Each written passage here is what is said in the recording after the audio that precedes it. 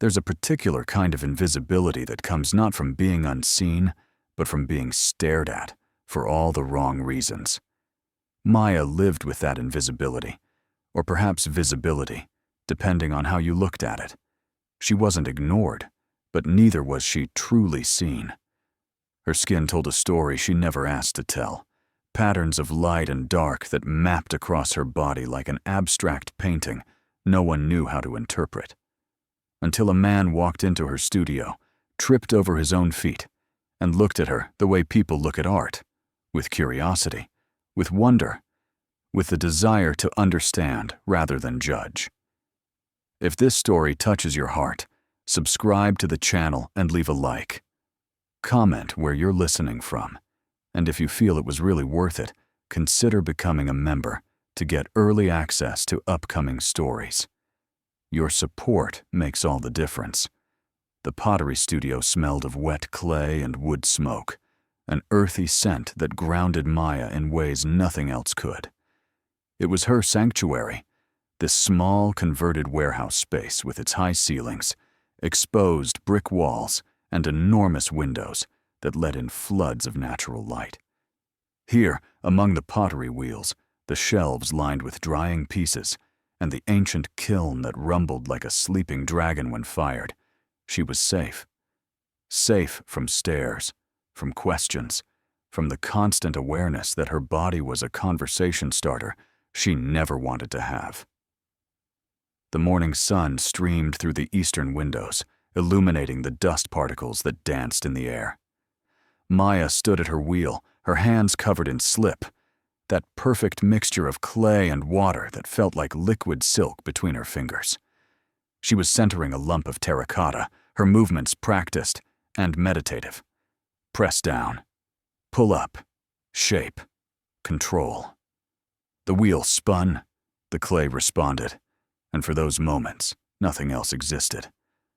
Maya was 32, average height, with thick black hair she usually kept in a messy bun to keep it away from her work.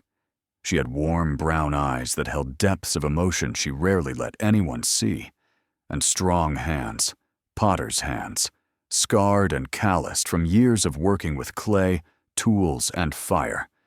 But it wasn't her hands people stared at. It was her skin.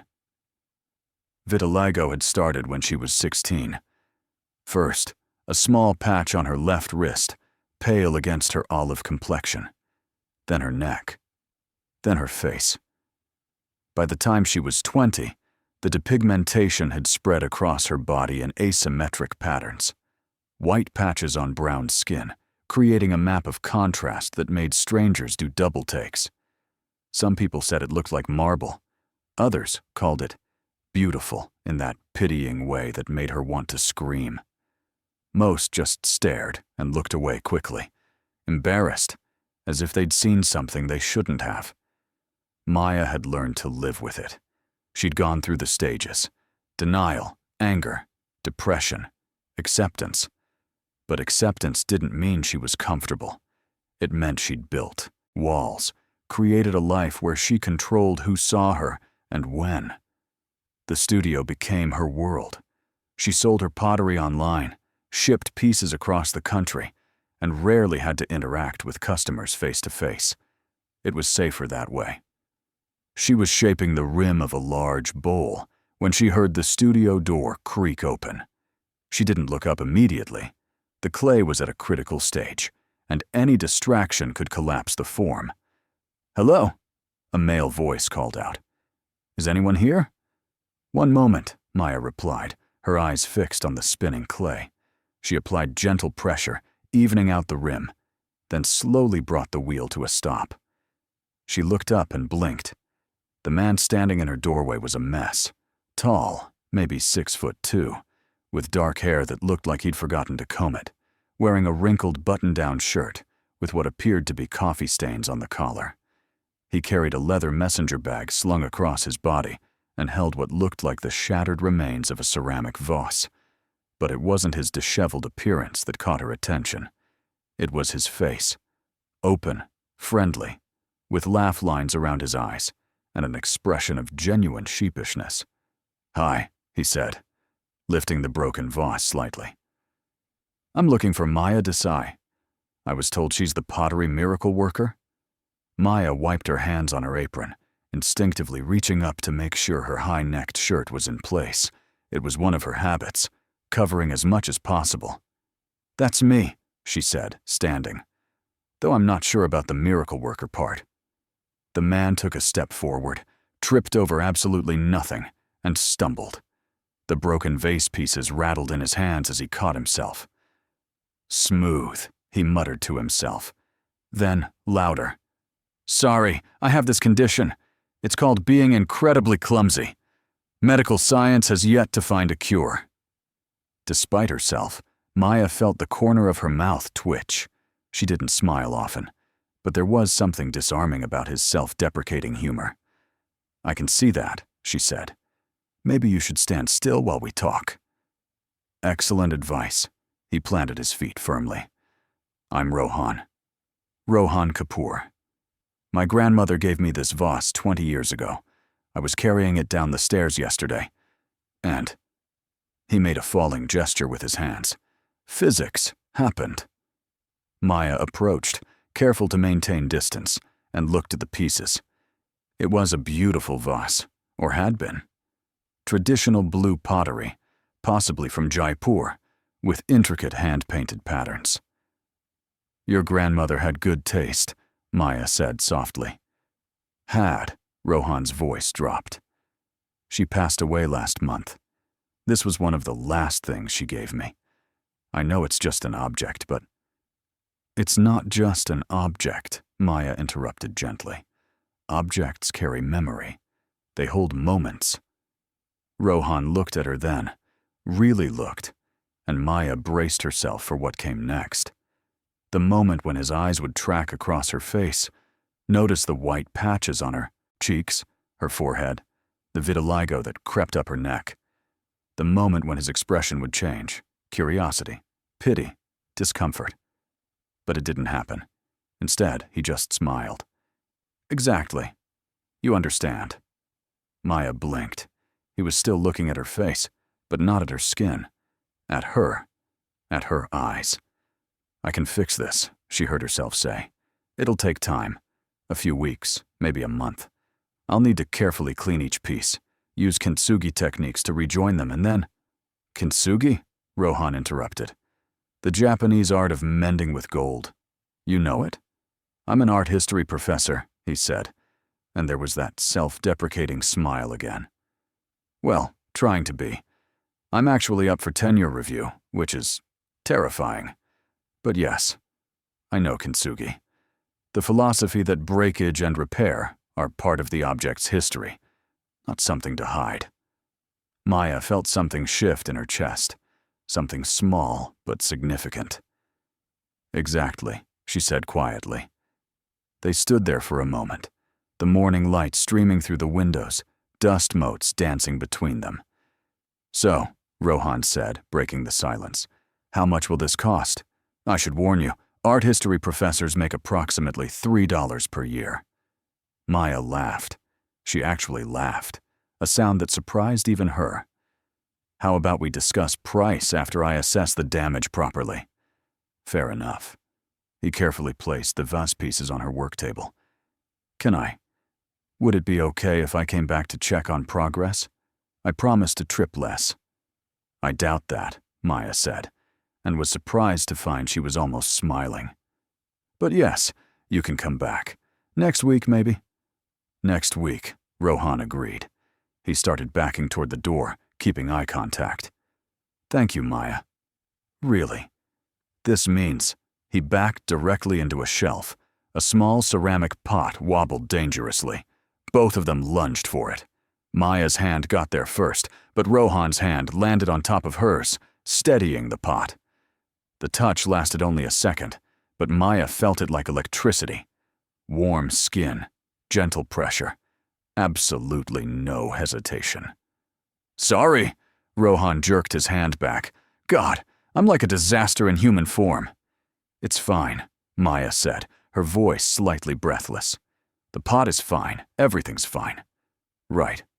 Fine, I'll just He gestured vaguely at the door. "I'll see you next week." Next week. He left, but not before catching his messenger bag on the door handle and having to untangle himself. Maya stood in her studio, looking at the closed door, her hand still tingling where he'd touched it. It meant nothing, she told herself. He was just a clumsy professor who needed her skills. He'd probably noticed her skin and was too polite to stare.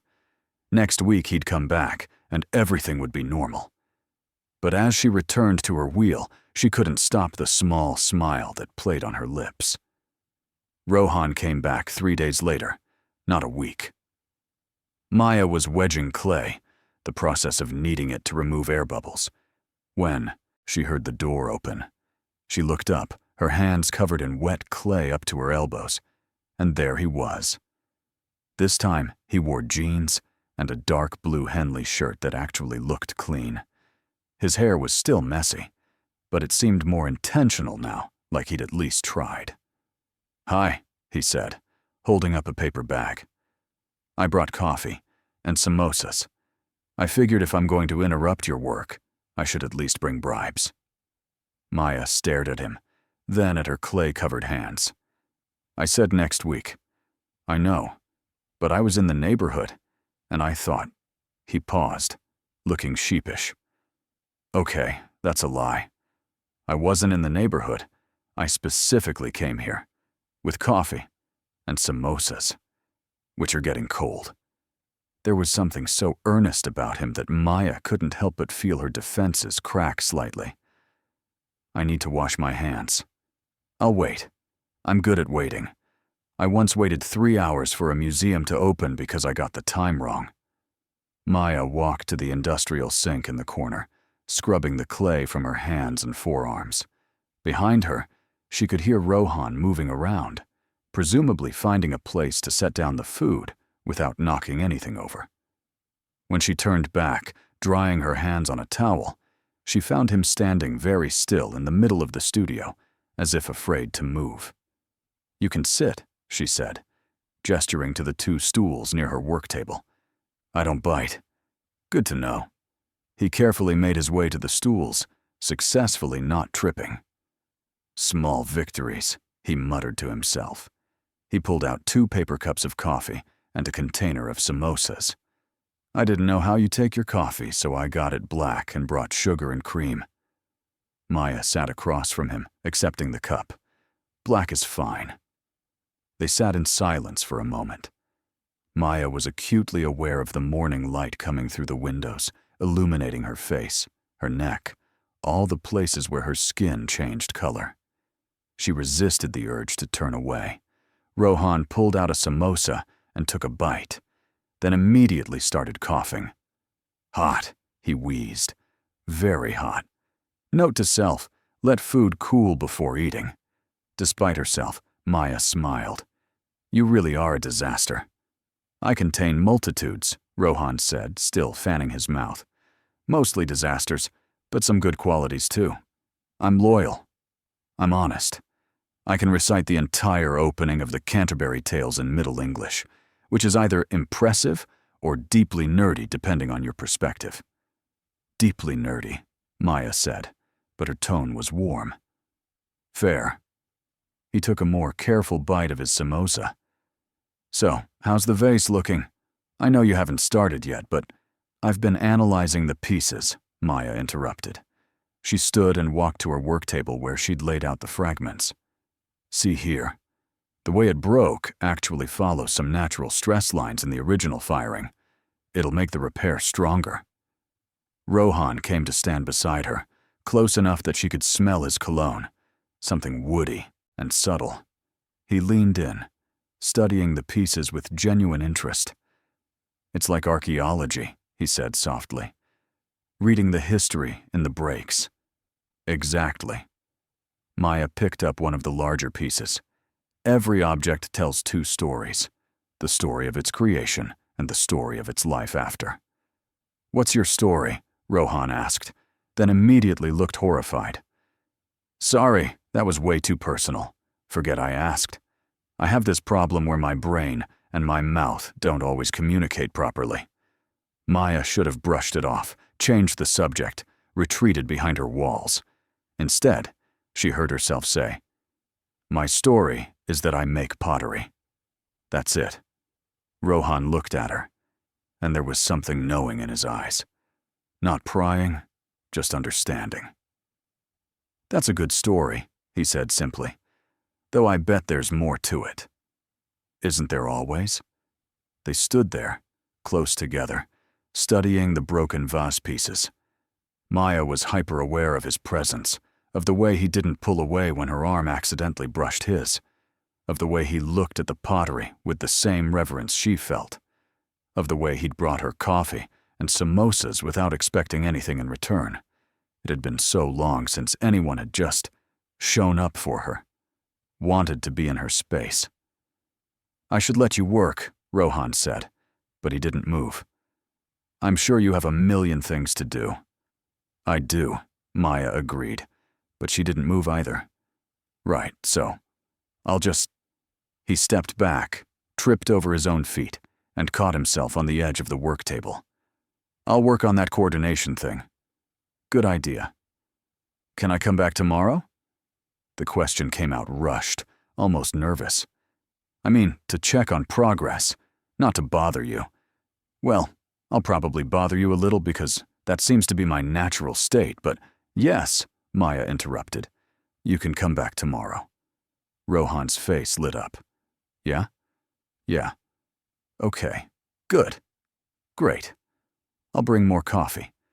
And maybe something that's not scalding hot this time." He left, and Maya returned to her clay. But she couldn't focus. Her mind kept drifting back to the warmth of his presence, the easy way he'd laughed at himself, the way he'd looked at her work with genuine appreciation. And most of all, the way he'd looked at her. Not at her skin, not at her differences, just at her. As if she were the most interesting thing in the room. It was dangerous, this feeling. She'd been here before, years ago, had let someone in, had believed they could see past her appearance. And then, one night, in an intimate moment, she'd seen the hesitation in his eyes, the moment when attraction met reality, when desire faded in the face of something he didn't quite know how to handle. The relationship had ended shortly after, and Maya had retreated further into her shell. She wouldn't make that mistake again. Rohan was a client, a friendly client, maybe even a friend eventually, but nothing more.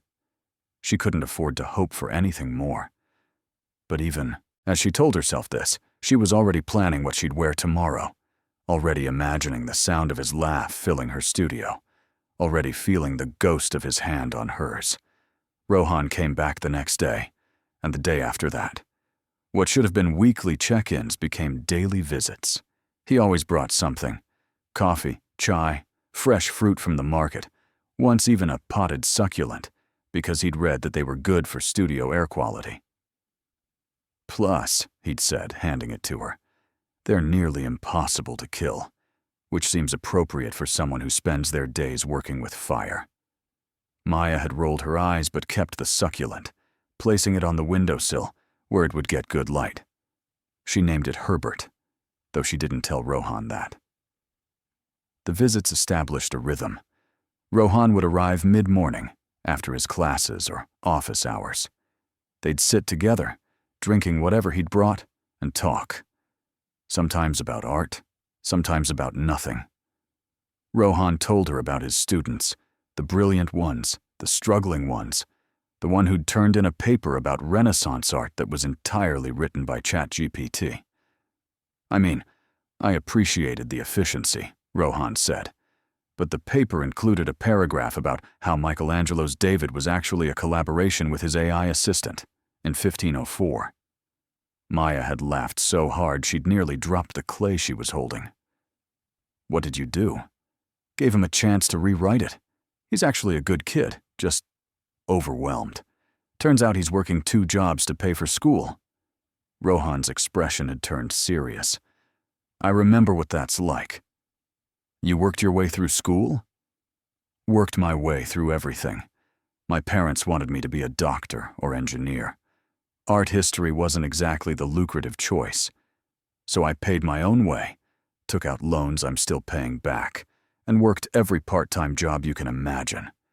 I was a terrible waiter, too clumsy, an even worse driver, got fired from food delivery after 3 weeks.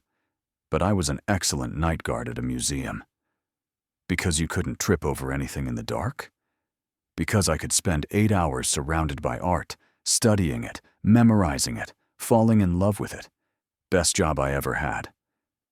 These stories came out in fragments, pieces of his life shared over coffee and clay. Maya found herself looking forward to these moments more than she wanted to admit. Rohan had a way of talking that made even mundane things seem interesting, and he was genuinely curious about her work, asking questions that showed he was really paying attention. "Why terracotta for that piece?" he'd ask. Or, "How do you decide which glazes to use?" Or, "What made you want to become a potter?" That last question had come on a Thursday, a week and a half after his first visit.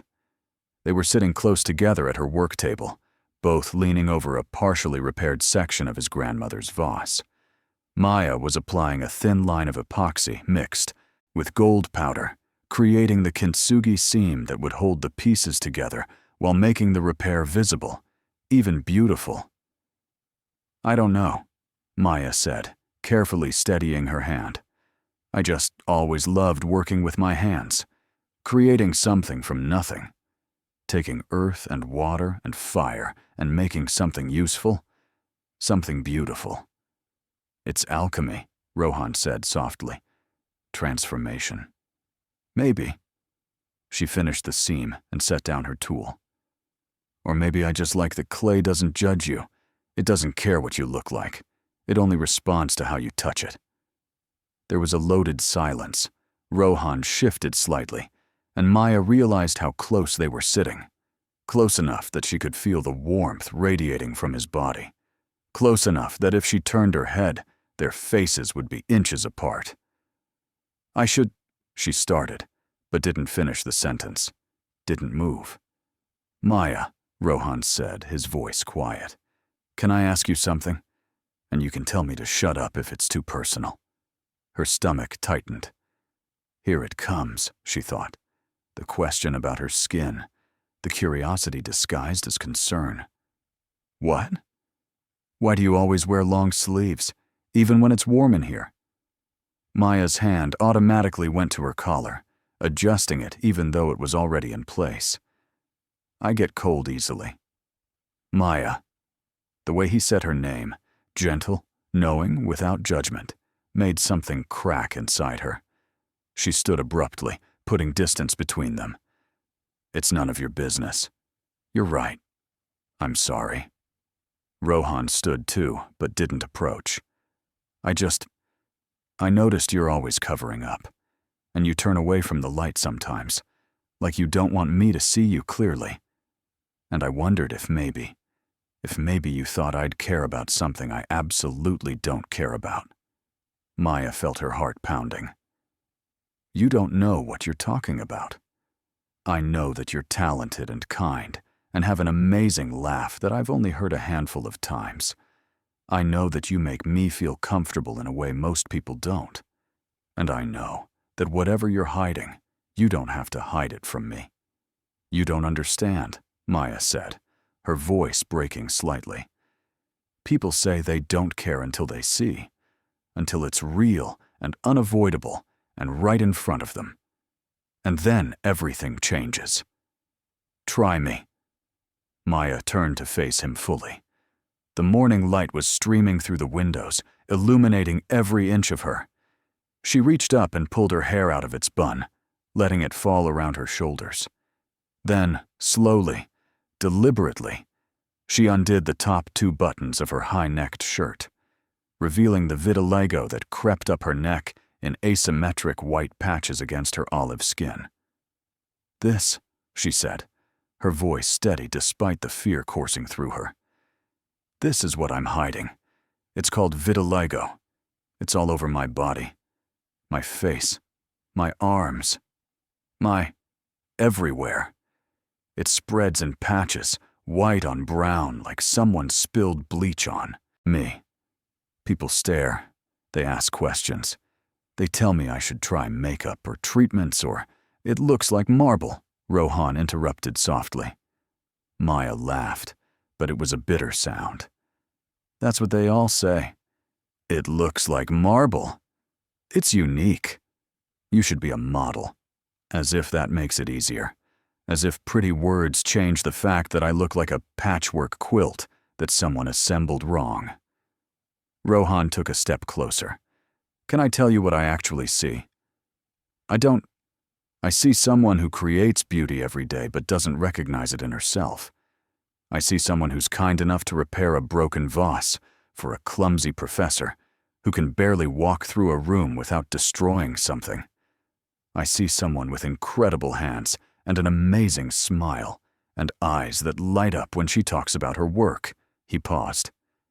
And yes, I see the vitiligo. I've seen it since the first day. It's part of you. Just like your crooked smile when you're trying not to laugh at me, or the way you bite your lip when you're concentrating, or the clay that's permanently stained under your fingernails. Maya felt tears prickling at her eyes. You saw it. The first day. Of course I saw it.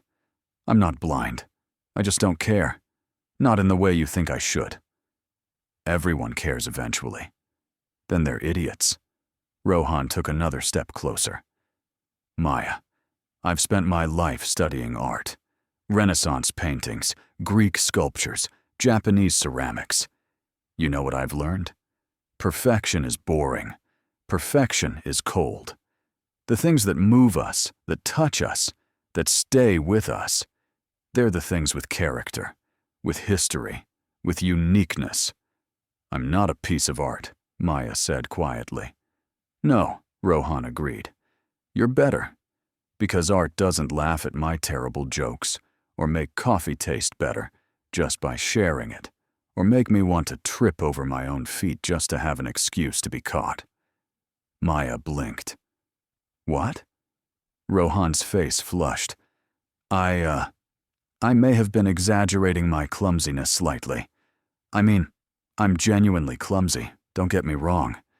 But that thing with the shelf the first day, I saw you reaching for the pot and thought if I reached too, our hands might touch. And then I panicked and pretended it was an accident. He ran a hand through his hair, making it even messier. God, that sounds creepy when I say it out loud. Despite everything, Maya felt a smile tugging at her lips. You faked tripping? Not all of it. Just some of it. Like 60-40. 60% genuine disaster. 40% wanting an excuse to be near you. That's the most ridiculous thing I've ever heard. Welcome to my life. Rohan spread his hands. I'm an art history professor who can't walk through a museum without setting off alarms. I once gave a lecture with my shirt on inside out. I've been working on my 10-year portfolio for 6 months and realized last week I've been spelling Renaissance wrong in the file name the entire time. I'm a mess, Maya. But I'm a mess who really, really likes you. Maya felt like the world had tilted slightly. You like me? I thought I was being obvious. I've been coming here every day, bringing you coffee, listening to you talk about firing temperatures and glaze chemistry, even though half of it goes over my head, because I love the way your face lights up when you're explaining something you're passionate about. He took a breath. So yes, I like you. Have since the first day. Will continue to like you regardless of what your skin looks like, because that's not why I'm here. Then why are you here? Because when I'm with you, I don't feel like I have to be anyone other than who I am. Because you make me laugh. Because you understand that broken things can be mended and become even more beautiful. Because... He stopped, looking embarrassed. Because I haven't stopped thinking about you since the moment I tripped into your studio. Maya stood there, frozen, her heart pounding so hard she was sure he could hear it. Part of her wanted to run, to retreat behind her walls, to protect herself from the inevitable disappointment. But another part a part she'd buried deep for years, wanted to believe him, wanted to take the risk, wanted to reach out and touch his hand and see what happened next. "I'm scared," she admitted quietly. "Me too," Rohan said. "I'm terrified. What if you realize I'm actually as much of a disaster as I seem? What if I say the wrong thing or do something stupid, or what if I'm too much?" Maya interrupted. "What if the vitiligo spreads more? What if you wake up one day and realize you don't want to be with someone who looks like me?" "What if I don't?" Rohan countered. "What if I wake up every day grateful that I tripped into your studio? What if your skin is as beautiful to me as everything else about you? What if we're both too scared to try something that could actually make us happy?"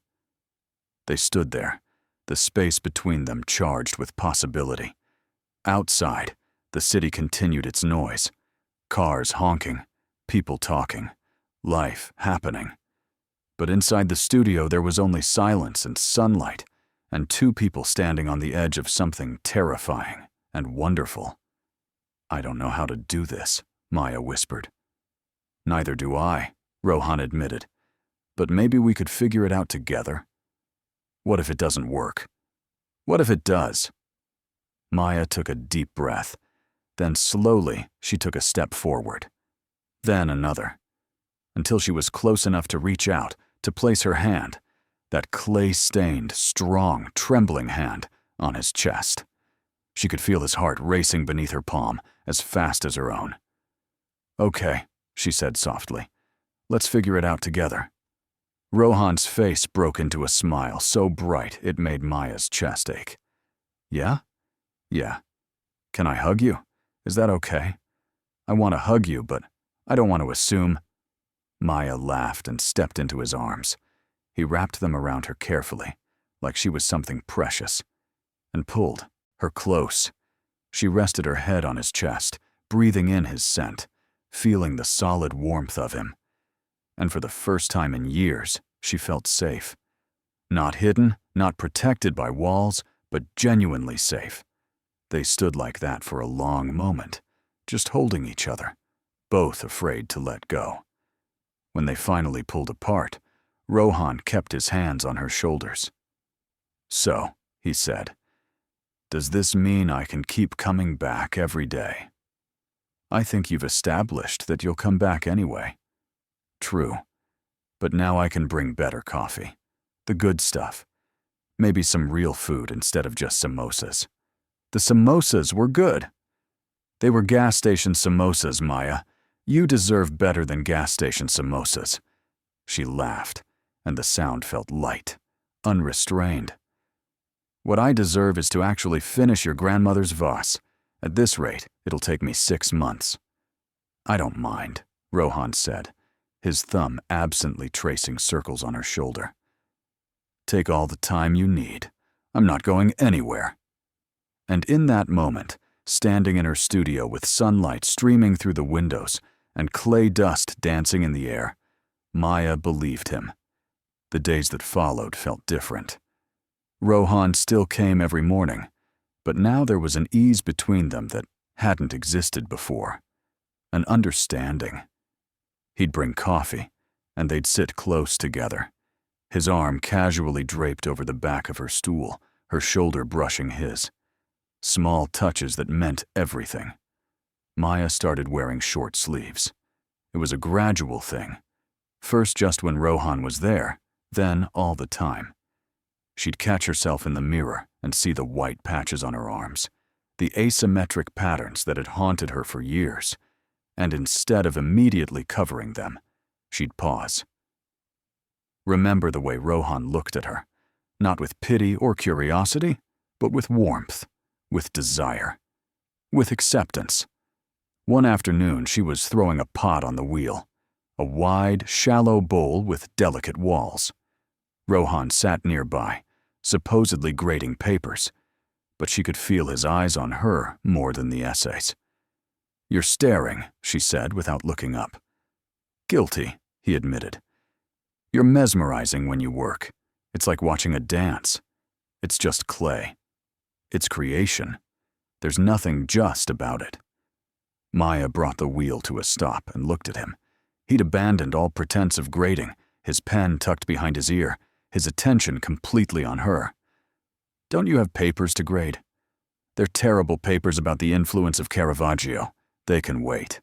Your students are paying for your expertise. My students are getting my expertise for 2 hours every Tuesday and Thursday. Right now, I'm on my own time, and I choose to spend it watching a master at work." "Master?" Maya raised an eyebrow. "That's a bit much." "Is it?" Rohan stood and walked over to her wall of finished pieces waiting to be fired. He gestured to a series of vases, each one slightly different, each one beautiful in its imperfection. "Look at these. The glaze work alone is museum quality. And this." He pointed to a large serving platter with intricate carved patterns around the rim. "This is art, Maya. Real art. The kind that people will use and treasure and pass down through generations. Like your grandmother's vase. Exactly like that." He turned back to her. "You're not just a potter. You're an artist. I wish you could see what I see." Maya wiped her hands on her apron and stood. She walked over to where he stood, close enough that she had to tilt her head back to look at him. "And what do you see?" "Honestly?" His hands came up to cup her face, his thumbs gently brushing her cheeks, both the olive-toned parts and the white patches, treating them with equal reverence. "I see someone extraordinary, who doesn't realize how extraordinary she is. Rohan, I'm serious. You're talented and funny and kind.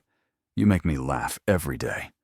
You listen to my terrible student stories and my rambling thoughts about 14th century frescoes. You've made me feel more at home in the past 2 weeks than I've felt in years. And yes, you're beautiful. Not despite your vitiligo. Not even because of it. Just beautiful. All of you." Maya felt tears prickling at her eyes. "You can't just say things like that." "Why not?" "Because—" She paused, struggling for words. "Because I might start to believe you." "Good," Rohan said softly. "That's the plan." He leaned down, slowly, giving her time to pull away.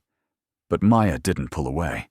Instead, she rose on her toes, meeting him halfway. Their lips met softly, tentatively, a question and an answer all at once. Maya's clay-covered hands came up to grip his shirt, pulling him closer. Rohan's slid from her face to her hair, his fingers tangling in the thick strands. The kiss deepened, and Maya felt something inside her unfurl, something that had been locked tight for years.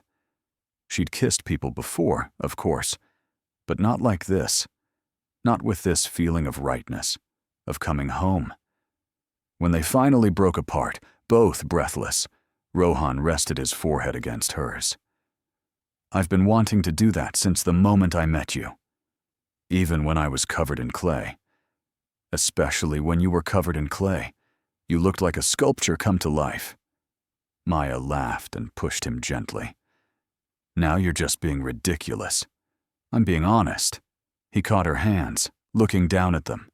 Strong, stained, trembling slightly. These hands create beauty every day. And they're beautiful themselves. They're a mess. They're perfect. He raised one to his lips, kissing her knuckles. Every scar, every stain, every callus, they all tell a story. Your story. Maya felt her breath catch. No one had ever looked at her like this. Like every part of her was something to be cherished. "You're going to make me cry." "Sorry." But he didn't look sorry. He looked pleased with himself. "No, you're not." "No, I'm not." He admitted. "I like making you happy, even if it comes with tears." They stood there in the afternoon light, hands clasped, foreheads touching, both smiling like idiots. Outside, the world continued its chaos, but inside the studio, everything felt still. Settled. Right. "I should get back to work," Maya said eventually, though she didn't move. "You should," Rohan agreed, but he didn't let go of her hands. The bowl needs to be trimmed before the clay dries too much. Very important. And you have papers to grade. They're terrible papers. They can wait. Rohan. Maya. They both laughed, and finally, reluctantly, separated. Maya went back to her wheel, but she could feel Rohan's eyes on her, warm and constant. She worked to the sound of his pen scratching on paper, the comfortable silence between them filled with unspoken words. And when she glanced over and caught him staring again, he didn't look away. He just smiled. That night, after Rohan had finally left with promises to return tomorrow, Maya stood in front of her bathroom mirror. She'd avoided mirrors for years, always quick glances, never really looking. But now she forced herself to see. The vitiligo spread across her shoulders in asymmetric clouds, down her arms in river-like patterns, across her collarbones and up her neck. Her face showed smaller patches, a spot on her left cheek, one near her hairline, a larger area along her jaw. For years, she'd seen these as flaws, as mistakes her body had made, as proof that she was broken somehow. But standing there, thinking about the way Rohan looked at her, the way he'd touched her face with such tenderness, she tried to see what he saw. Not perfection, not normal, but real, unique. Her. Marble, she whispered to her reflection, echoing his words from that first day. And for the first time, maybe, just maybe, she could see it too. The weeks continued to pass, and Rohan's daily visits became as natural as breathing. He integrated himself into her life so smoothly that Maya couldn't remember what the studio had felt like without him. He brought lunch most days, good food from restaurants she'd been too self-conscious to visit herself. Samosas from the Pakistani place on the corner.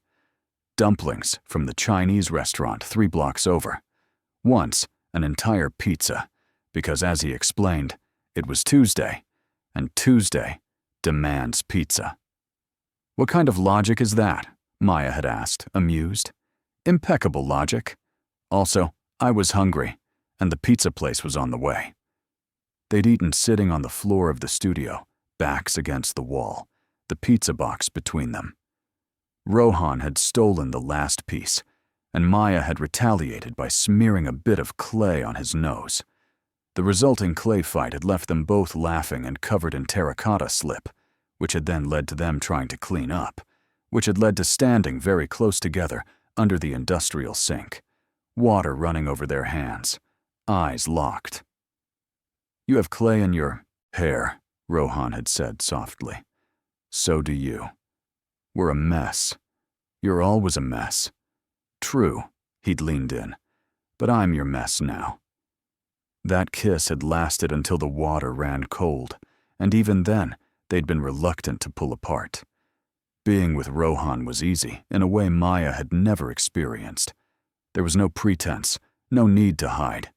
He'd seen her at her worst, covered in clay, sweaty from the heat of the kiln, frustrated when a piece cracked in firing. And he'd stayed. More than stayed. He'd pulled up a stool and asked if she wanted to talk about it, or needed company and silence. He told her about his life, too.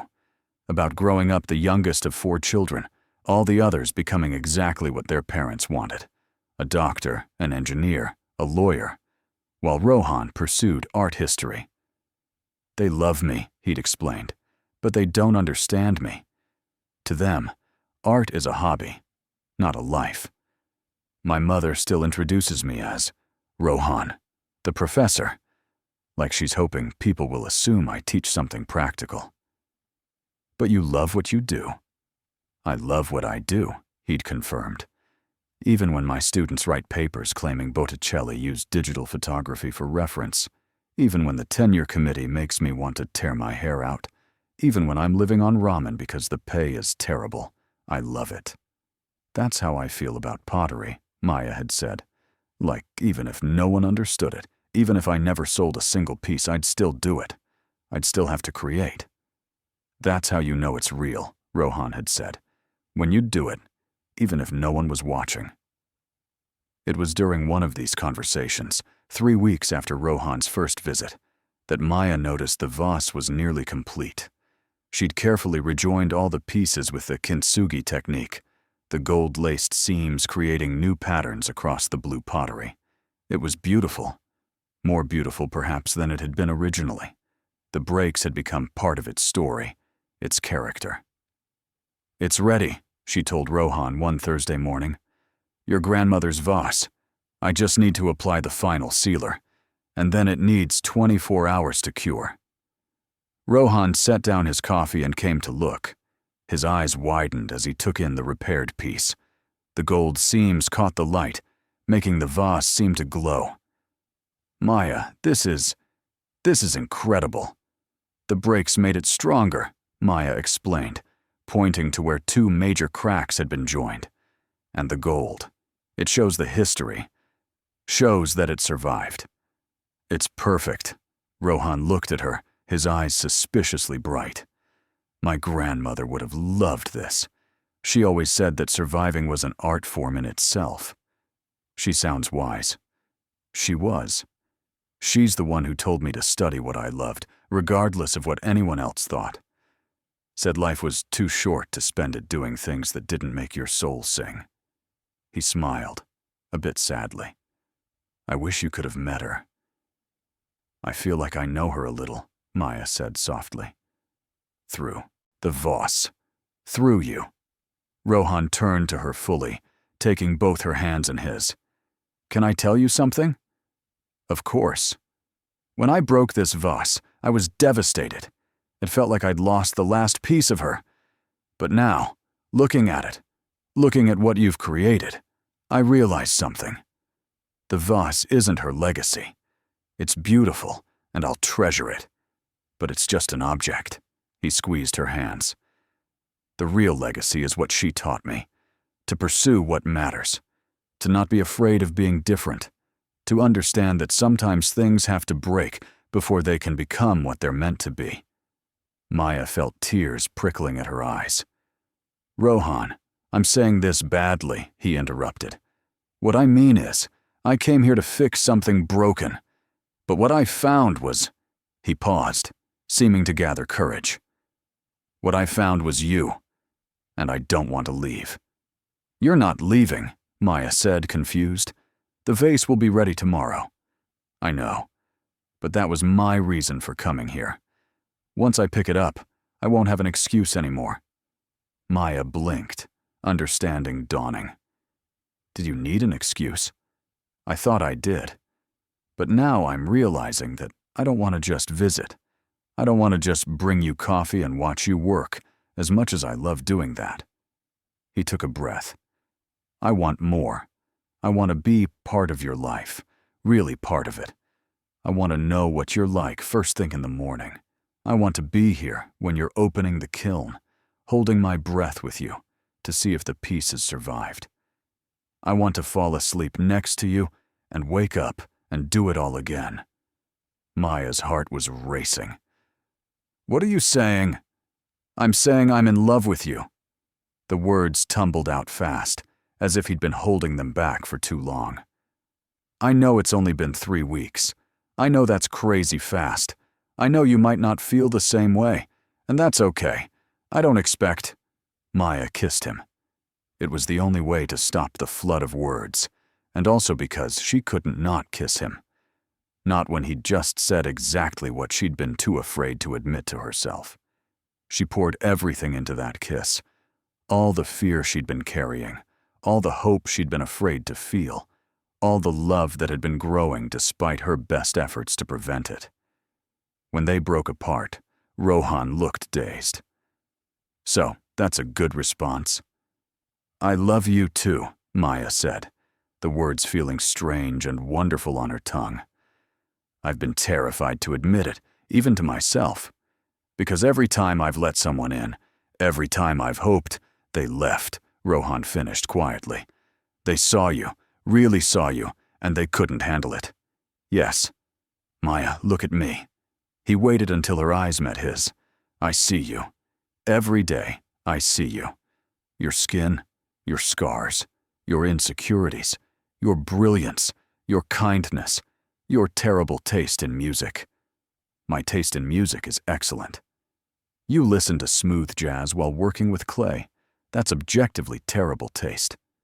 Despite the seriousness of the moment, Maya laughed. It helps me concentrate. It sounds like elevator music had a baby with a saxophone. You're ridiculous. I'm in love, Rohan corrected. With you. With all of you. And I'm not going anywhere. Not tomorrow, when I pick up the Voss. Not next week. Not next year. You're stuck with me, Maya Desai. Clumsy disasters and all. Maya felt something break inside her, not in a painful way, but like ice cracking after a long winter. All the fear she'd been carrying, all the protective walls she'd built, they didn't shatter so much as melt away. And underneath was something she'd almost forgotten existed. Hope. I'm going to hold you to that, she warned. Please do. He pulled her close, wrapping his arms around her. I've been looking for a reason to stick around anyway. Turns out you're the best reason I've ever found. They stood there in the studio, holding each other as the afternoon light faded to evening. Outside, the city shifted into its nighttime rhythm. Inside, two people held on to each other and to the possibility that maybe, just maybe, broken things could become beautiful again. That night, Rohan didn't leave. They ordered takeout, Thai food this time, and ate it sitting on Maya's small couch in the back room where she sometimes slept when she worked late. The space was cramped and cluttered with sketches and pottery books, but Rohan settled into it like he belonged there. This is cozy, he said, looking around at the organized chaos. It's a mess. It's lived in. There's a difference. He picked up one of her sketchbooks, opening it with gentle hands. Can I look? Maya hesitated, then nodded. Those sketchbooks were personal, ideas for pieces, random thoughts, sometimes just doodles when she needed to think. But Rohan looked through them with the same reverence he'd shown her pottery, pausing on pages, tracing designs with his finger, but never touching the paper. These are beautiful, he said, stopping on a page filled with designs for a tea set. Have you made this? Not yet, it's just an idea. You should make it. This, he pointed to an intricate handle design. This is inspired by Art Nouveau, isn't it? The organic curves, the flowing lines. You noticed. I teach art history, remember? This is literally my job, he grinned. But also, I pay attention to what you love. And you love Art Nouveau. You have those prints on your wall, and I've noticed the way you linger on pieces with that aesthetic when we look at pottery books together. Maya felt warmth spreading through her chest. You really do pay attention. To you? Always. They finished eating, and then Maya found herself relaxing against him on the couch, his arm around her shoulders, both of them tired, but not wanting the day to end. Rohan played with her hair absently, his fingers gentle. Can I ask you something? Maya said quietly. Anything. Earlier, when you said people left after they saw me, really saw me, how did you know that's what happened? Rohan was quiet for a moment. Because I've been there too.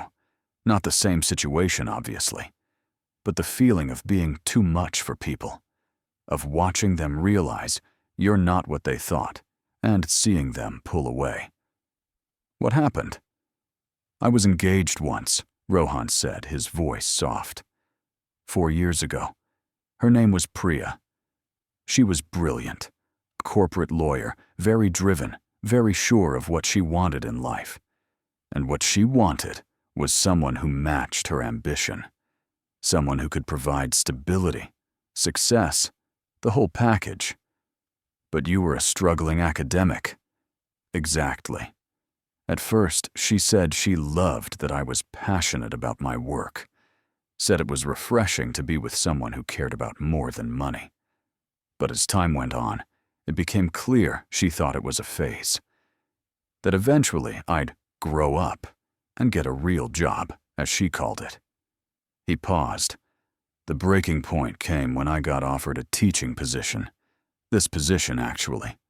It paid half what I'd been making as an adjunct at a private school, but it was tenure track, my dream job, and she asked me to turn it down. Said we'd never be able to afford the life she wanted if I was playing professor at a state university. What did you do? I took the job. She left. Simple as that. Rohan's voice was even, but Maya could hear the old hurt underneath. She wasn't wrong to want what she wanted, but she was wrong to think she could change me into something I wasn't. And I was wrong to think love would be enough to bridge that gap. Maya turned to look up at him. I'm sorry. Don't be. It hurt, but it also taught me something important. I'd rather be alone as myself than partnered with someone I have to pretend for. He smiled down at her. And then I met you, and I realized I didn't have to choose. I could be exactly who I am and be loved for it. You really love me. Really, really love you. He leaned down and kissed her forehead. Enough to sit on this uncomfortable couch and eat cold pad thai and listen to your terrible smooth jazz and still think this is the best night I've had in years. The pad thai isn't cold. Okay, warm pad thai, but my point stands. Maya laughed and snuggled closer. They sat in comfortable silence for a while, both lost in their own thoughts. Then Maya said, Stay tonight. Rohan tensed slightly. Stay? Just asleep, Maya clarified quickly, feeling her face heat. I mean, unless you want to... Not that I'm assuming. God, why is this so awkward? Rohan laughed, a warm, genuine sound that rumbled through his chest. Because we're both overthinking. But yes, I'll stay, if you're sure. I'm sure. They got ready for bed in an awkward dance of politeness. Rohan borrowing an oversized t-shirt that was comically small on his tall frame, both of them brushing their teeth at the tiny sink, trying not to bump into each other in the cramped space. But once they were lying in Maya's bed, a double that barely fit them both, the awkwardness faded. Rohan lay on his back, and Maya curled against his side, her head on his chest. She could hear his heartbeat, steady and strong. His arm wrapped around her, his hand tracing absent patterns on her shoulder, over her shirt. But she was hyper-aware that underneath, her skin changed from olive to white in patches. Maya? Rohan's voice was quiet in the darkness. Thank you for letting me in. I know it wasn't easy. Maya was quiet for a moment, thinking about all the walls she'd built, all the years she'd spent hiding. Thank you for knocking. She felt him press a kiss to the top of her head. Always. They fell asleep like that, tangled together in the small bed, the city's distant sounds filtering through the windows. And for the first time in longer than Maya could remember, she slept deeply, dreamlessly, peacefully. Safe. The next morning, Maya woke to the smell of coffee and the sound of Rohan attempting to navigate her tiny kitchen quietly, which, given his clumsiness, meant a lot of muffled cursing and the clink of dishes being rearranged. She smiled before she even opened her eyes. I'm awake, she called out. You can stop trying to be stealthy. Rohan appeared in the doorway, holding 2 mugs of coffee and looking sheepish. I was trying to surprise you with breakfast in bed. But your kitchen is apparently designed for people who know where things are, which I do not. There's only 6 cabinets. And I opened all of them. Twice. He handed her a mug. I did manage to make toast, though. It's only slightly burnt. Maya sat up, accepting the coffee. She was very aware that she was wearing only an old t-shirt. Her hair was probably a disaster, and she hadn't had a chance to make herself presentable. But Rohan looked at her, like she was the most beautiful thing he'd ever seen. You're staring again, she said, taking a sip of coffee. Can't help it. You're very stare-worthy. I look like I was attacked by my own hair in the night. You look perfect. He sat on the edge of the bed, his own coffee in hand. I like you like this. Unguarded. Real. Maya felt herself blush. You're going to spoil me with all these compliments. That's the plan. He leaned in and kissed her, soft and sweet. Good morning. Good morning.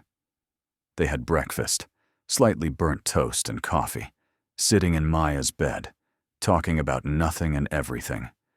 Rohan had a lecture at noon, which meant he needed to leave soon, but neither of them seemed to want the morning to end. Come to dinner with me tonight, Rohan said suddenly. A real date, somewhere nice. Maya felt her old fears creeping back. Out? In public? Yes, out in public, where people go on dates. He must have seen something in her expression because his voice softened. Maya, I want to take you out. Show you off. Hold your hand while we walk down the street. I want the whole world to see that I'm with the most amazing woman I've ever met. People will stare. Let them. Rohan set down his coffee and took her hand. I've been thinking about this, about how you hide, and I get it. I really do. After years of people staring, of feeling like you're always on display, of course you want to control who sees you and when.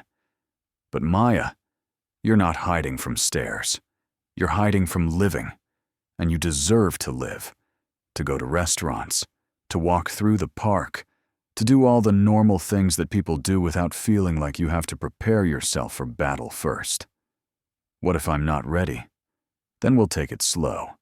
But I think you're more ready than you believe, and I'll be right there with you, he smiled. Plus, I make an excellent human shield. I'm tall and can trip on command to create diversions. Despite herself, Maya laughed. That's the worst plan I've ever heard. But it made you laugh. So dinner, somewhere with good food and candlelight and absolutely no pressure. Maya took a breath. He was right. She had been hiding, not just her skin, but herself, her life. And what kind of life was that? Okay, she said. Dinner, but somewhere not too crowded. I know just the place. Rohan's face lit up. There's this little Italian restaurant 3 blocks from here. Family-owned, incredible food, and on weeknights it's pretty quiet. Perfect first date spot. This is hardly our first date. You've been coming here every day for 3 weeks. Fine. First official date where I pick you up at your door, and we do the whole traditional thing. You're already inside my door. You slept here. Don't poke holes in my romantic gesture, but he was grinning. I'll leave. Go home to shower and change and freak out about whether my outfit is appropriate. Then I'll come back at 7, knock on your door, and sweep you off your feet. What if I'm wearing my clay-covered work clothes? Then I'll fall even more in love with you. He kissed her once more, then reluctantly stood. I really do have to go. Class waits for no one, not even for beautiful potters who make my heart do weird, fluttery things. Fluttery things? Very poetic for an art history professor. You render me inarticulate. He gathered his things, the clothes he'd worn yesterday, his messenger bag. At the door, he paused. 7 o'clock. Be ready for the best, slightly awkward first official date of your life. I can't wait. After he left, Maya sat in her bed for a long moment, processing everything that had happened in the last 12 hours. She'd told him she loved him. He'd stayed the night. And now they were going on a real date. A date in public, where people would see them, where she couldn't hide behind the safety of her studio walls. She felt the familiar anxiety rising, but pushed it down. Rohan was right. She'd been hiding for too long. It was time to start living again. Maya spent the day in a state of nervous energy. She worked on a new piece, a vase with a complicated carved pattern that required all her concentration, but her mind kept drifting to the evening ahead. What would she wear? Where would they sit? What if people stared? What if someone said something rude? But underneath the anxiety was something else. Excitement. She was going on a date with someone who loved her, who saw her completely, and wanted to show her off to the world. That was worth being brave for. At 6:30, she was standing in front of her small wardrobe, trying to decide what to wear. She'd pulled out half her closet, mostly high-necked shirts and long sleeves, her usual armor against the world. But tonight felt different. Tonight, she wanted to be different. In the back of her closet, she found a dress she'd bought years ago on impulse and never worn. It was a deep emerald green with 3/4 sleeves and a V-neck that showed her collarbones. Not revealing, but not hiding either. The vitiligo on her neck and upper chest would be visible. Her arms, where the patches were most prominent, would be partly exposed. Her first instinct was to put it back. Choose something safer. But she thought about Rohan's words, about hiding from living. She thought about the way he'd touched her face yesterday, his thumbs gently brushing over the white patches on her cheeks, with the same tenderness he showed the olive-toned parts, as if it was all just her. All beautiful. She put on the dress. When Rohan knocked at exactly 7 o'clock, Maya took a deep breath and opened the door. He stood there in dark jeans and a button-down shirt that was actually ironed for once, holding a small bouquet of wildflowers. His jaw literally dropped when he saw her. "Wow," he breathed. "Maya, you look, wow." She felt herself blushing. "It's not too much." "It's perfect. You're perfect." He handed her the flowers, a bit clumsily, nearly dropping them. "These are for you. I saw them at the market and thought they matched your studio. Wild and beautiful and impossible to look away from." Maya buried her face in the flowers to hide her smile. "You're going to make me cry before we even leave." "Sorry. I'll try to be less charming." "Please don't." They walked to the restaurant side by side. Rohan kept glancing at her, as if he couldn't quite believe she was real. And Maya walked with her head up, her shoulders back, not hunching or trying to make herself smaller. When people passed them on the street, some did stare. She saw their eyes tracking to her neck, her arms, the visible differences in her skin tone. But Rohan seemed oblivious to it all, his attention completely on her, telling some story about a student who'd tried to argue that the Mona Lisa was actually a photograph. The restaurant was exactly as he'd described, small, cozy, with warm lighting and the smell of garlic and fresh bread. The host greeted Rohan by name, which suggested he came here often, and led them to a corner table that felt private despite the open layout. "This is lovely," Maya said, looking around. "The owner, Marco, is a friend from graduate school. I helped him write his thesis on Baroque ceiling frescoes in exchange for eternal pasta privileges."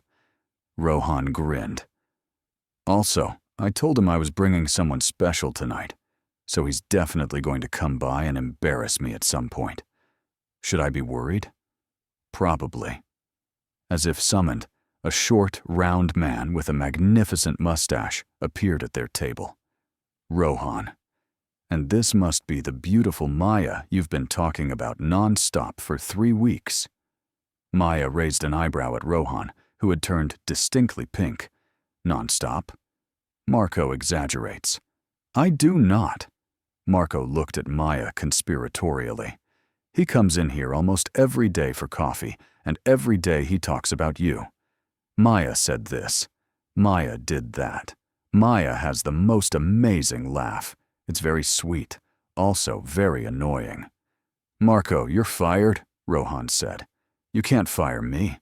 I own the restaurant." Marco patted Rohan's shoulder affectionately. "I'll bring you the special, the butternut squash ravioli. And for the lady?" "The same, please," Maya said, charmed despite herself. "Excellent choice. And wine, yes?" "On the house. for Rohan's first date with the woman who's made him smile like an idiot.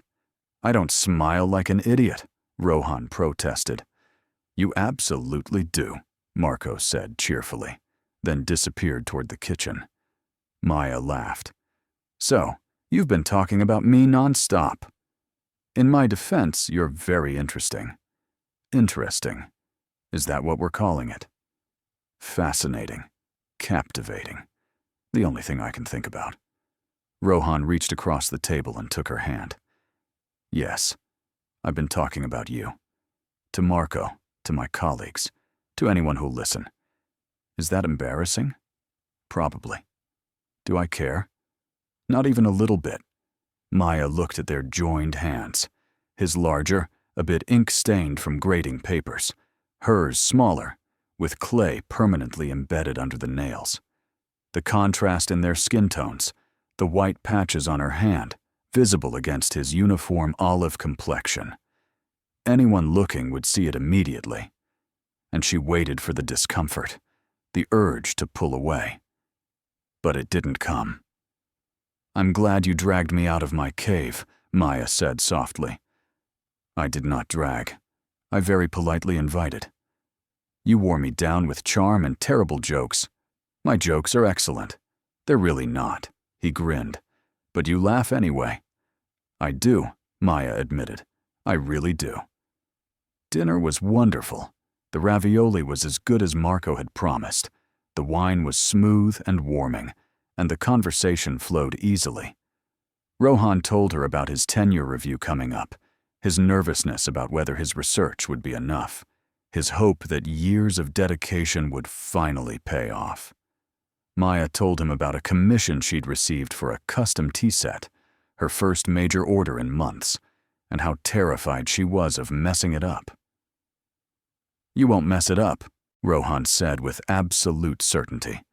"You're incredibly talented. You're biased. I'm honest. There's a difference." He took another bite of ravioli. "Besides, your work speaks for itself. That vase you restored for me, it's a piece of art now. Better than it was before it broke." "Things don't always get better after breaking." "No," Rohan agreed. "But sometimes they do. Sometimes the breaking is what allows them to become what they were always meant to be." Maya thought about that, about her own breaking points, the moments when life had cracked her open and left her feeling shattered. The diagnosis at 16, the relationships that ended, the years of hiding. Had those breaks made her stronger, or just more afraid? "What are you thinking?" Rohan asked gently. "That I've been broken for a long time, and I'm not sure I know how to be whole again." "Maybe you don't need to be whole," Rohan said. "Maybe we're all just collections of breaks and repairs, and the beauty is in how we mend. Like kintsugi, the gold doesn't hide the cracks. It celebrates them." "When did you become so wise?" "I'm an art history professor. We specialize in taking simple concepts and making them sound profound." But his smile was gentle. "Or maybe I've just been broken too, and I'm learning that it's okay. That we can be broken and beautiful at the same time." After dinner, they walked slowly back to Maya's studio. The night was cool, and Rohan offered her his jacket, draping it over her shoulders. They walked close together, not quite touching, but aware of every inch of space between them. "Thank you for tonight," Maya said as they reached her door. "For pushing me, for being patient, for seeing me. Thank you for letting me see you." Rohan turned to face her, his hands finding hers. "I know it's scary, letting someone in, trusting that they'll stay. But Maya, I promise you, I'm not going anywhere. Not when things get hard, not when you have bad days, not when you're covered in clay and cursing at the kiln because a piece cracked in firing.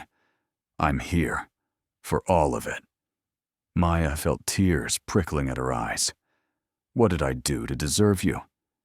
"You opened your door when I tripped into your life," he smiled. "Best accident I ever had." She kissed him then, standing on her toes, her hands cupping his face. He kissed her back, one hand sliding into her hair, the other pulling her close by the waist. It was a perfect moment.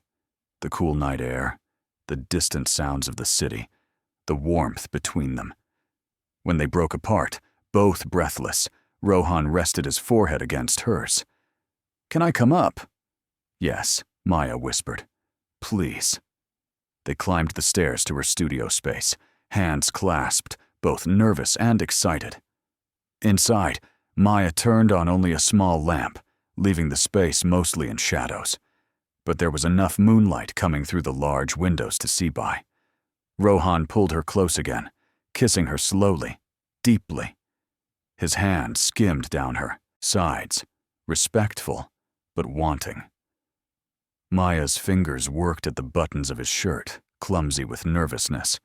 When she got the last button undone, she spread her hands across his chest, feeling the warmth of his skin, the steady beat of his heart. "Maya," he breathed against her lips. "Are you sure?" Instead of answering, she stepped back and, with trembling fingers, reached for the zipper of her dress. She saw Rohan's breath catch, saw his eyes darken with desire. The dress fell away, pooling at her feet, leaving her in simple undergarments, and her skin, all of it visible now in the moonlight. The vitiligo that covered her body in asymmetric patterns, white against olive, like continents on a map no one had ever charted. She waited for his reaction, for the moment of hesitation she'd seen before in other men's eyes, the slight pulling back, the uncertainty of how to proceed. But Rohan just stared at her with wonder. "My God," he whispered, "you're beautiful." "Rohan, no, I mean it." He stepped closer, his hands hovering over her shoulders, asking permission. When she nodded, he touched her gently, his fingers tracing the lines where her skin changed color. "You're like a work of art, like someone painted you with light and shadow. I look like I was put together wrong. You look like you were put together exactly right." His hands moved down her arms, across her collarbones, mapping the patterns of her skin with reverent touches. "Every inch of you is perfect." Maya felt tears spilling over. "How can you say that?"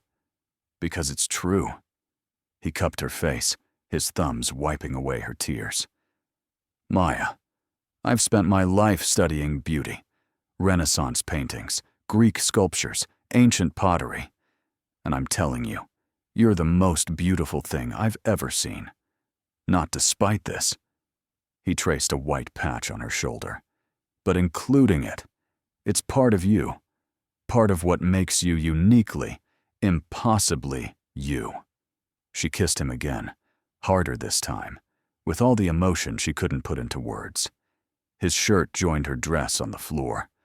They moved together to her bed, a tangle of limbs and whispered words and touches that promised everything. Rohan took his time, kissing every inch of her skin he could reach, the olive parts and the white patches, treating them with equal reverence. When Maya tried to hide, tried to turn away from the light, he gently stopped her.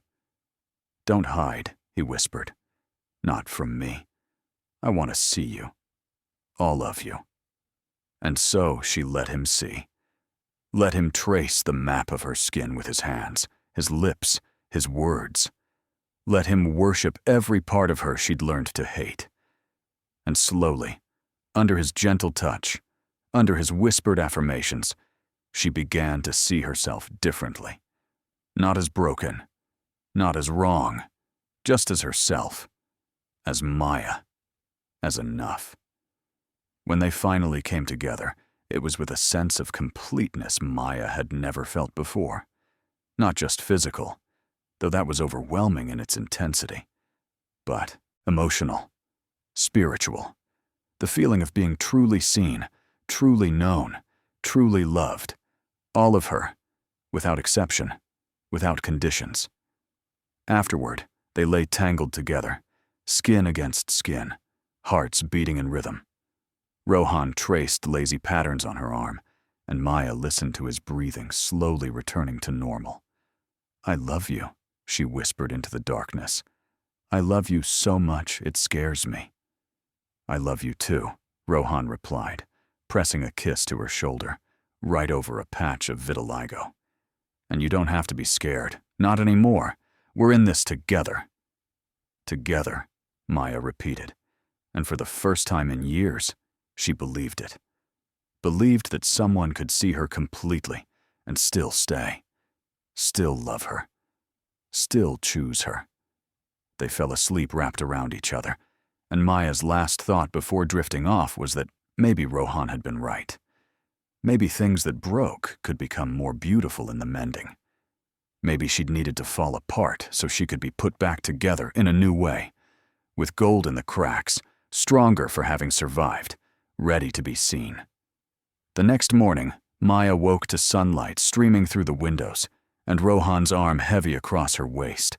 She lay still for a moment, savoring the feeling of being held, of not being alone.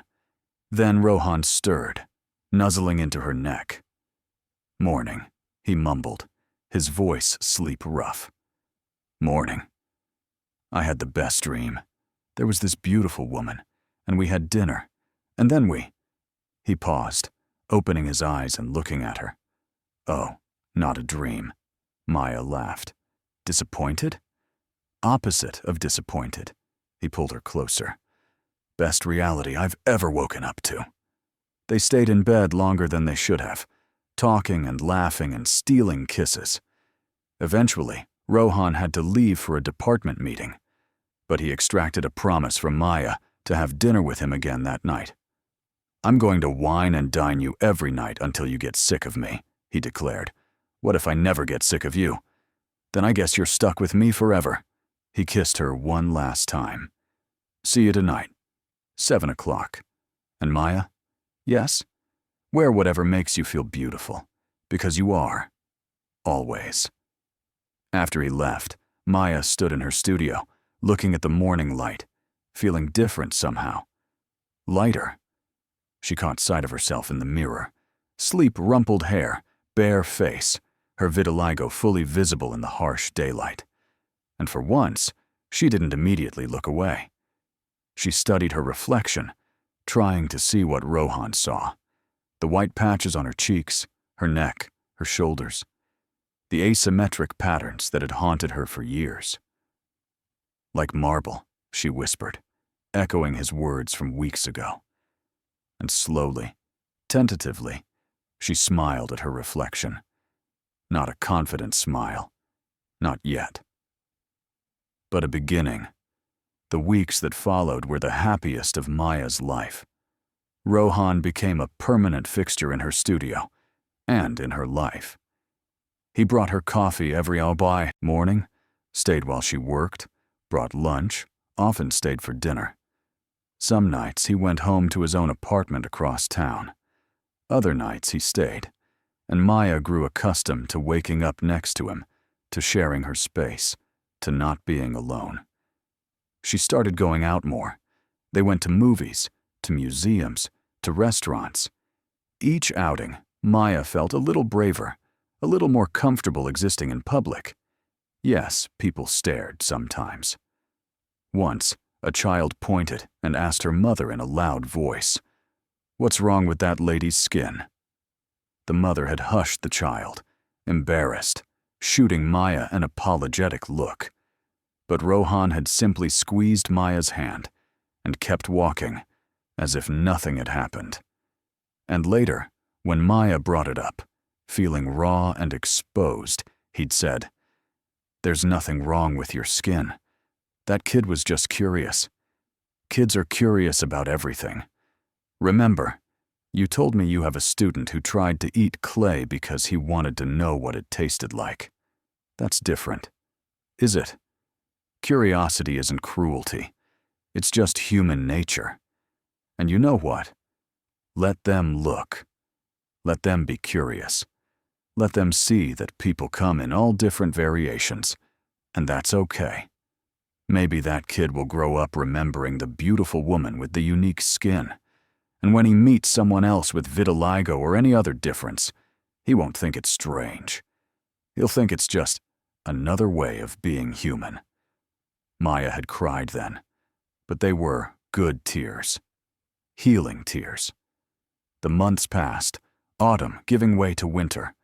Rohan got his tenure, a cause for celebration that involved champagne, terrible karaoke at a bar near campus, and Rohan giving a drunk speech about how Maya was his good luck charm.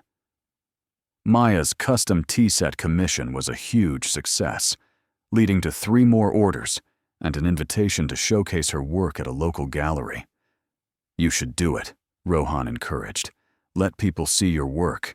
You're an artist, Maya, a real artist. Share that with the world." "I don't know." "I know. You're brilliant, and people deserve to see your brilliance." So she agreed. The gallery show was set for spring, giving her months to prepare pieces, to curate her work, to prepare herself for being that visible. It was terrifying. But it was also exciting. And through it all, Rohan was there. Not pushing, just supporting. Believing in her even when she struggled to believe in herself. They built a life together. Not officially, not yet, but in all the ways that mattered. He had a drawer at her place. She had a toothbrush at his. They spent more nights together than apart. They learned each other's rhythms, their quirks, their needs. Maya learned that Rohan was grumpy before his first coffee, but sweet after. That he sang in the shower, badly but enthusiastically. That he cried during sad movies and laughed at his own terrible jokes. That he was incredibly intelligent about art history, but completely clueless about anything practical. Couldn't cook, couldn't fix things, got lost using GPS. Rohan learned that Maya was quiet in the mornings, needing time to wake up fully before conversation. That she listened to smooth jazz while working because it helped her concentrate, no matter how much he teased her about it. That she had nightmares sometimes about being stared at, about being rejected, and would wake up panicked until he held her and reminded her she was safe. That she was braver than she thought she was, stronger than she knew, and capable of more love than she'd ever allowed herself to feel before. It was on a cold January evening, 6 months after they'd met, that Rohan asked her to move in with him officially. They were in Maya's studio, working side by side, Maya throwing a large bowl, Rohan supposedly grading papers, but mostly just watching her work. The kiln hummed in the corner, and outside, snow was beginning to fall. "Move in with me," Rohan said suddenly. Maya's hand slipped, and the bowl wobbled dangerously. She caught it just in time, then stopped the wheel. "What?" "Move in with me. Or I'll move in here. Or we'll find a new place together. I don't care about the logistics. I just want to live with you. Officially. Permanently. Wake up with you every day. Fall asleep with you every night. Share a space and a life and everything." Maya wiped her hands on her apron, her heart racing. "That's a big step." "I know. And if you're not ready, that's okay. I'll wait. He set down his pen and walked over to her, kneeling beside her stool so they were at eye level. "I love you, Maya. More than I've ever loved anyone. And I don't want to spend another night in an apartment that doesn't have you in it. I want to build a life with you. A real, permanent, let's combine our weird book collections and argue about thermostat, settings kind of life." "I'm a mess," Maya said. Though she was smiling, "I get clay everywhere. I work weird hours. I sometimes forget to eat when I'm focused on a piece. I trip over my own feet. I can't cook anything that doesn't come in a box, and I once gave a lecture with my shirt on backwards." Rohan took her hands. "We're both messes. But we're messes who love each other. And I think we could be beautiful messes together." Maya looked at him. This wonderful, clumsy, kind, brilliant man who'd tripped into her life and refused to leave, who'd seen every part of her and loved her anyway, Who'd taught her that she didn't have to hide, didn't have to be afraid, didn't have to face the world alone? "Yes," she said. "Yes, I'll move in with you. Let's be beautiful messes together." Rohan's face broke into the biggest smile she'd ever seen. He stood, pulling her up with him, and spun her around in a circle. Clay flew everywhere, splattering on the floor, on their clothes, on the walls. Neither of them cared. "I love you," he said, setting her down and kissing her thoroughly. "I love you so much." "I love you too," Maya replied. "Even though you just ruined 3 hours of work. I'll help you clean up. You'll make it worse? Probably. But I'll make you laugh while doing it." And he did. They cleaned up together, laughing and splashing water and making more of a mess than they cleaned. And later, lying in bed with Rohan's arms around her, Maya thought about how far she'd come. 6 months ago, she'd been hiding in her studio, convinced she was too different, too broken, too much to ever be loved. Now she was planning a future with someone who saw her completely, every scar, every insecurity, every beautiful broken piece, and loved her for all of it. "What are you thinking?" Rohan murmured against her hair. "That I'm grateful you're such a disaster. Why? Because if you weren't, you never would have broken that vase, never would have needed me to fix it, never would have come into my life. So you're saying my clumsiness is actually a gift? I'm saying your clumsiness brought you to me, and I'm grateful for that." Rohan tightened his arms around her. "Then I promise to keep being a disaster forever." "Perfect," Maya said, smiling in the darkness. "I wouldn't have it any other way." The gallery show in April was terrifying and wonderful in equal measure. Maya's pieces were displayed on white pedestals, each one lit to show off the glazes, the textures, the craftsmanship. There were bowls and vases and plates and tea sets, each one unique, each one carrying a piece of her soul. The opening night, Maya wore a sleeveless dress, deep blue, elegant, and completely revealing of her arms, her shoulders, her neck, all the places where her vitiligo was most visible. She'd almost changed 3 times before Rohan stopped her. "You look stunning," he'd said firmly, "and even if you didn't, your work speaks for itself. Let it shine. Let yourself shine." So she wore the dress, and she stood in the gallery as people arrived, as they examined her work, as they asked questions. Yes, some people stared at her skin, but more people stared at her pottery, asked about her techniques, praised her artistry, bought her pieces. One elderly woman spent a long time examining a vase with gold kintsugi seams where Maya had deliberately broken and mended it. "This is beautiful," the woman said. "The way you've highlighted the breaks instead of hiding them. It's like you're saying the damage is part of the story." "That's exactly what I'm saying," Maya replied. "Things that break can become beautiful in the mending." The woman smiled, and Maya noticed she had her own scars, burn marks that crept up one arm, puckered and healed, but visible. "I like that philosophy," the woman said. "I think I'll take this one." By the end of the night, Maya had sold half her pieces and received commissions for a dozen more. The gallery owner wanted to represent her permanently. Art bloggers wanted to interview her.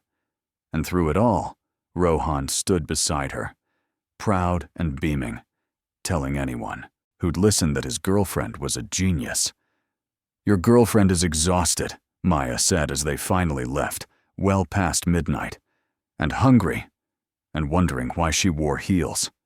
"Your girlfriend is magnificent," Rohan corrected, pulling her close as they walked to his car. "And we're going to get the greasiest pizza we can find to celebrate." They did exactly that, ordered a large pizza with everything on it, and ate it sitting on the floor of their apartment, Rohan's place, which was slowly becoming theirs as Maya moved her things in bit by bit. Maya's feet hurt, her face hurt from smiling, but she'd never felt more alive. "I did it," she said, amazed. "I actually did it." "You did more than do it. You were incredible." Rohan raised his beer bottle in a toast.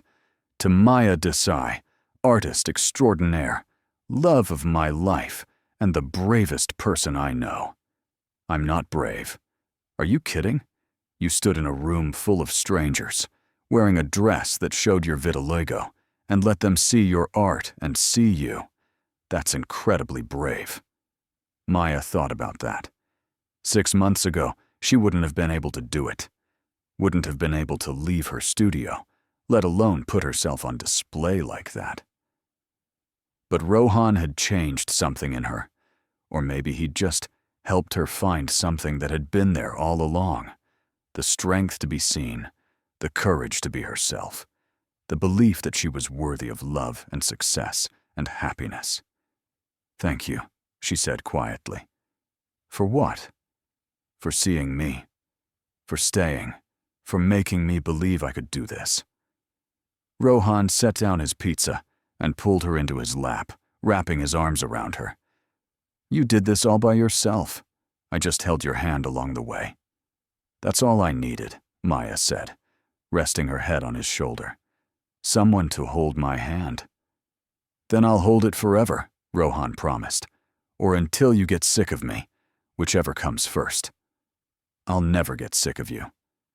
"Good, because I have a question to ask you." Maya pulled back to look at him. "What?"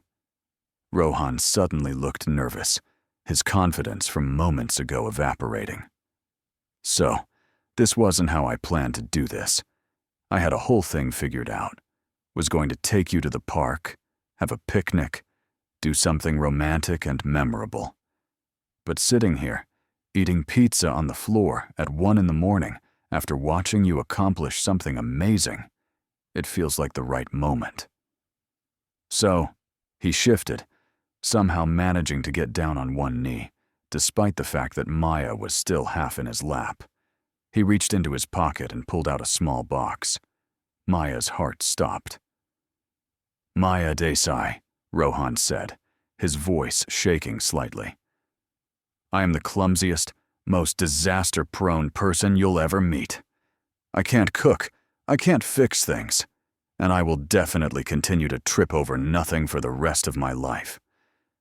But I love you with everything I am.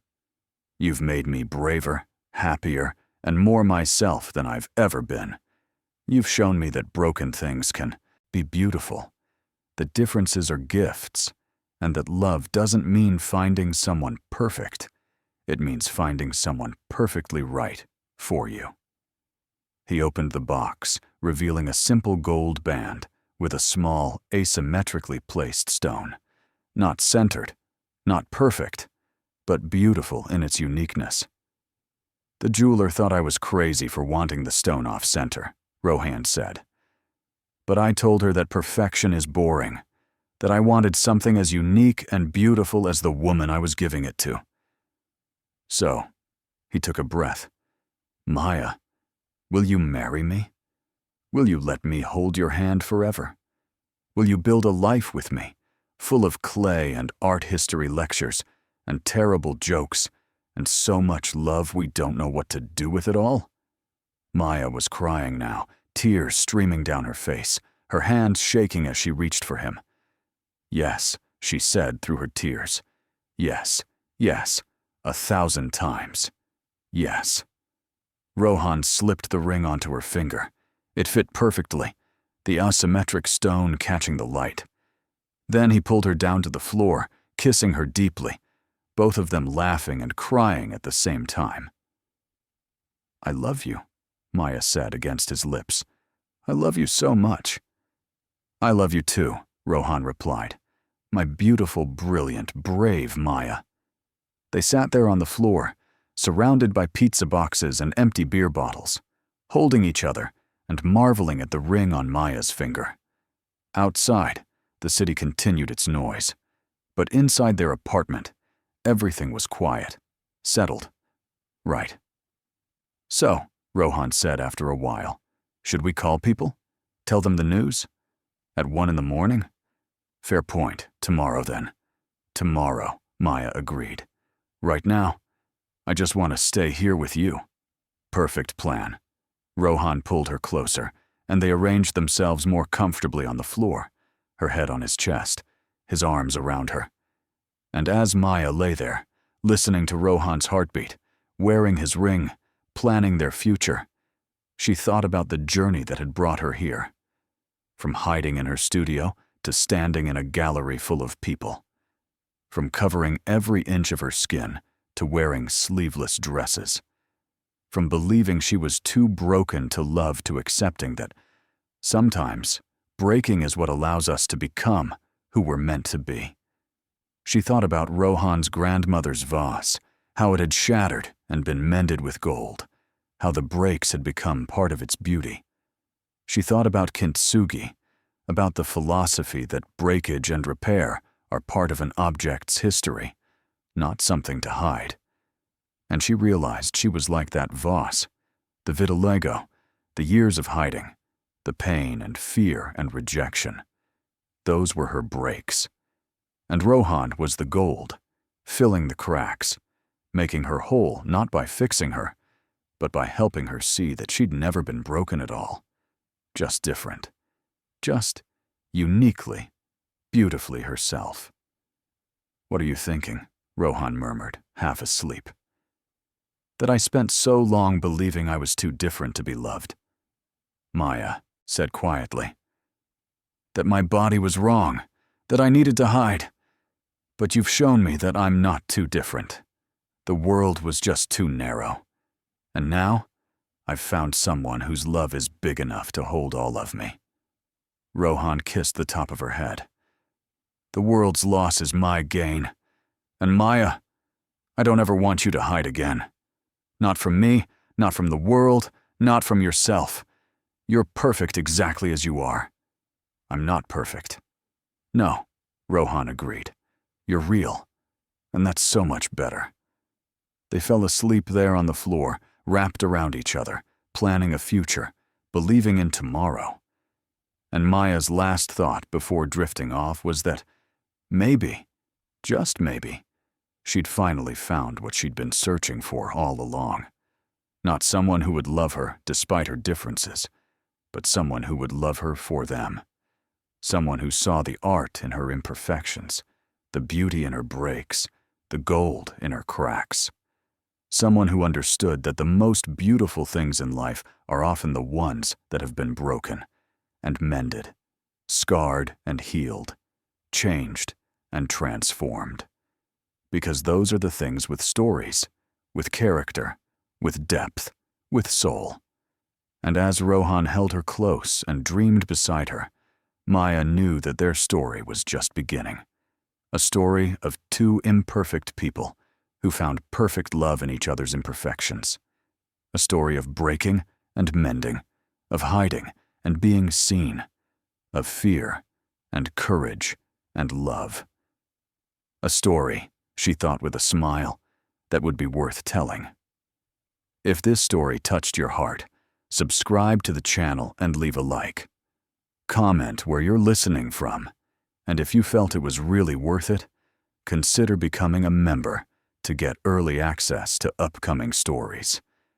And if you felt this story was really worth listening to, also click the super thanks button. Your gesture makes all the difference and helps us continue creating stories that touch the soul.